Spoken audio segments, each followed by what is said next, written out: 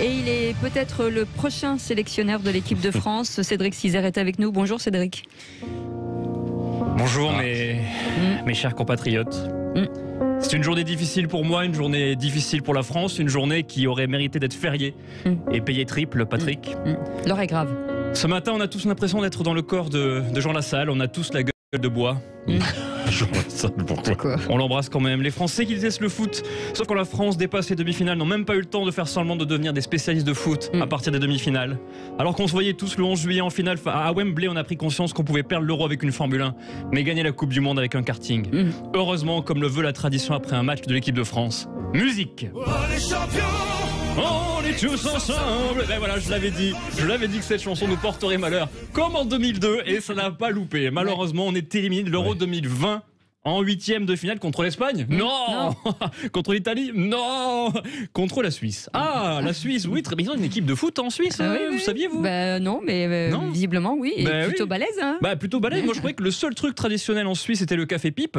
Vous connaissez Le café pipe. Oui, c'est quoi ça ? C'est à Genève, je vous assure, c'est le premier café pipe qui est ouvert à Genève. Alors, faites pas semblant, Patrick, ça fait 3 ans que vous y allez tous les premiers samedis du mois. D'accord. Moi, je peux pas y aller, j'aime pas le café, donc du coup je reste chez moi. Donc des millionnaires suisses ont battu des millionnaires français. Sauf qu'en France, pour être millionnaire, il faut devenir footballeur. En Suisse, pour être millionnaire, il faut juste naître. C'est ça qui est fort, j'aurais dû être suisse.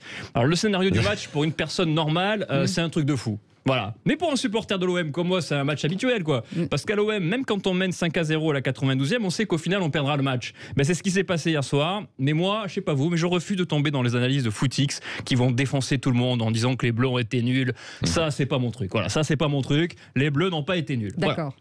C'est Deschamps qui a été nul. Ah bon, d'accord. Ah oui, parce que là, vu ses décisions, c'est officiel, sa chatte, elle s'est fait écraser. C'est terminé. Le pauvre, en 15 jours, Deschamps, il est passé de meilleur entraîneur du monde à Raymond Domenech. Je sais pas. Ah oui, carrément. Ah oui, c'est Raymond Domenech. Là, c'est n'importe quoi. Quelle a été ses réactions à l'élimination ? Parce que vous savez que malgré tout, il nous laisse un message tous les matins. Et il a accepté de nous laisser un dernier message. Ce sont les adieux de Didier Deschamps. Ce qui est plutôt courageux. Exactement. À partir de là, bonjour. Bon, ben voilà, on se fait éliminer par la Suisse, une équipe exceptionnelle, avec un attaque, le terrifiant, je sais pas comment il s'appelle, puisqu'il joue en Tchétchénie, comme le gardien qui est extraordinaire, je le connais pas non plus, mais il aurait largement sa place sur le banc des Merlus de Lorient. On est déçus, mais on est un collectif, donc je veux surtout pas rejeter la faute sur un joueur en particulier, pour ne pas foutre la honte à Kylian Mbappé. Non, Didier, Kylian même raté. Non, ça c'est pas sympa. Non, j'aime pas, je veux pas tomber sur Kylian Mbappé parce que je déteste ceux qui défoncent quelqu'un qu'ils ont encensé. Il y a plein de gens qui font ça, vous avez vu. Par exemple, comme quand tu quittes une meuf après 5 ans de mariage et que d'un coup tes amis te disent de toute façon je pouvais pas la blairer cette connasse. Ça c'est insupportable, vous voyez, parce que quand tu te remets avec cette meuf, du coup tout le monde a l'air débile. Eh oui, ça arrive sans arrêt ça. Remarquez, c'est drôle. C'est très drôle, effectivement. Alors, c'est cocasse. C'est cocasse. Alors ça sentait quand même pas bon cet Euro, franchement. Déjà d'habitude dans les groupes on tombe contre le Liechtenstein, la Macédoine ou la région PACA. Là, on tombe contre le Portugal, la Hongrie et l'Allemagne. Donc là, déjà, tu dis c'est bizarre, il y a un truc qui change. Contre l'Allemagne, on gagne parce qu'Angela Merkel veut prendre la place de Brigitte Macron, donc elle a demandé à ses joueurs de marquer contre leur camp pour essayer de pécho Macron. Oui, je vous donne les coulisses un petit peu de ce qui se passe en politique. C'est bien de le savoir. Exactement. Contre la Hongrie et le Portugal, on fait 2 matchs nuls miraculeux. Ensuite, on a eu plus de joueurs blessés que de valides. Alors, au moins maintenant, ce qui est bien, c'est que dès la semaine prochaine, on peut participer à l'Euro handisport. D'ailleurs, on va s'inscrire tout de suite. Dembélé, Hernandez, Dean, Thuram, Lemar, Coman, Benzema, tous blessés. Hier, à la mi-temps du match, Deschamps, il a fait son discours, non pas dans le vestiaire, mais à l'infirmerie.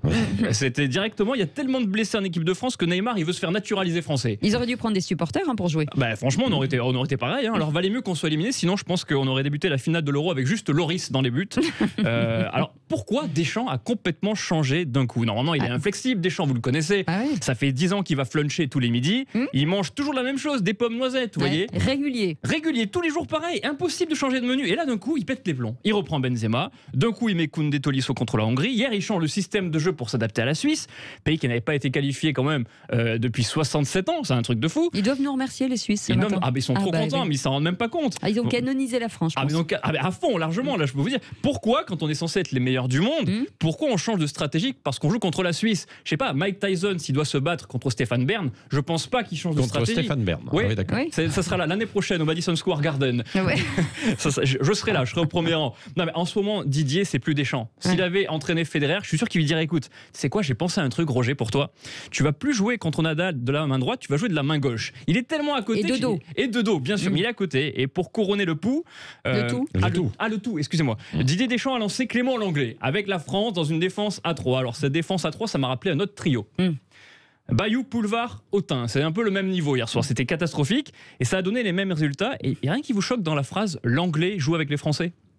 Non mais ça s'écrit pas pareil. Ça s'écrit pas pareil. Ouais, mais il est nul au foot et en plus il sait pas écrire son nom. C'est quand même terrible. C'est l'anglais. Ben oui, il faut l'interdire en bleu l'anglais. Franchement, c'est n'importe quoi. C'est comme Cécile de France. Déjà on accepte qu'elle soit belge. Et ben l'anglais il faut qu'il change de nom. De toute façon, je pense qu'on le reverra plus avant un petit moment. Cécile de Belgique alors. Exactement. Ok, très bien. Bon, là, tellement que personne s'attendait à ce qu'on soit éliminé. Et le gardien suisse, il se demande encore s'il est vraiment qualifié à 8h38. Vous avez vu quand il sait même pas qu'il a gagné. Il regarde le match pour être sûr d'avoir gagné. Oui, c'est pas nous, c'est pas possible. Bah si, c'est lui, bravo. Alors c'est improbable. Et en termes de défaite, heureusement, on a la chance d'avoir un spécialiste au gouvernement. Ah bon, qui ? Jean Castex. Ah bon, d'accord. Bah oui, avec ce qui s'est passé ce week-end en politique, il a obtenu direct de la part de l'Académie un Master 2 en défaite. Ah oui. Un Master 2. D'accord. Et malgré l'élimination, le Premier ministre, qu'est-ce qu'il a voulu faire ? Déjà, ce qui est bien, c'est qu'on va pouvoir regarder le Tour de France maintenant. C'est sûr, on aura le temps. On s'en fout complètement du retour de France. Non, c'est bien. Arrêtez, c'est énorme le Tour de France. À part Anne Hidalgo, tout le monde s'en fout, mais c'est pas grave. Malgré l'élimination, le Premier ministre a donc voulu féliciter quand même les Bleus, lui le plus grand connaisseur de football. À vous, Jean Castex.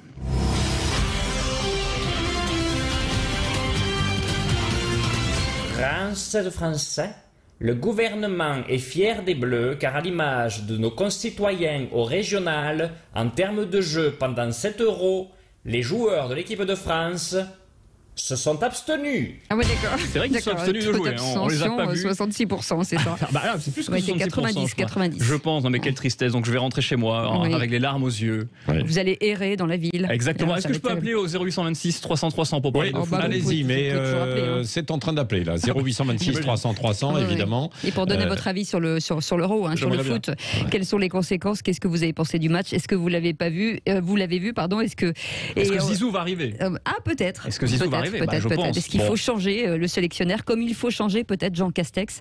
On va parler remaniement dans quelques instants avec nos éditorialistes du jour, avec Françoise Degois, Éric Revel, Elisabeth Lévy. Vous, Cédric, si vous êtes là, je suis là. Et vous qui nous écoutez, 0826 300 300. Oui, parmi les réflexions, évidemment, puisque sur les réseaux sociaux, nous avons 2 questions ce matin. L'une sur le remaniement, vous dites non pour l'instant, mais sur les Bleus, Didier Deschamps est-il responsable de la défaite de l'équipe de France? Eh bien, mon cher Cédric Cizère, c'est non. À 61%. Voilà. Les Suisses ont été meilleurs à l'instant T, point. C'est ce que dit Alexandre, par exemple. Et Monsieur Deschamps n'était pas sur le terrain. Il ne peut pas grand-chose. On l'a vu, oui, c'est vrai. Mais pour la stratégie, vous dites qu'il y avait en fait quand même un problème. Allez, on voit ça dans un instant.